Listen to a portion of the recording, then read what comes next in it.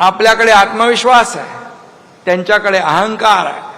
आत्मविश्वास आपल्याला यशाकडे नेतोय, अहंकार त्यांना विनाशाकडे नेतोय.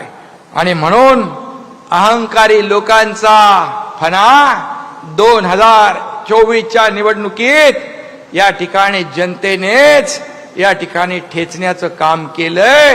हे आपल्या समोर आपण याचे साक्षीदार, महाराष्ट्र याचा साक्षीदार आहे. खरं म्हणजे बाळासाहेबांनी ज्या काँग्रेसला आयुष्यभर विरोध केला, त्याच काँग्रेसच्या दावणीला शिवसेना बांधण्याचं काम पाप कुणी केलं आपल्याला माहित आहे.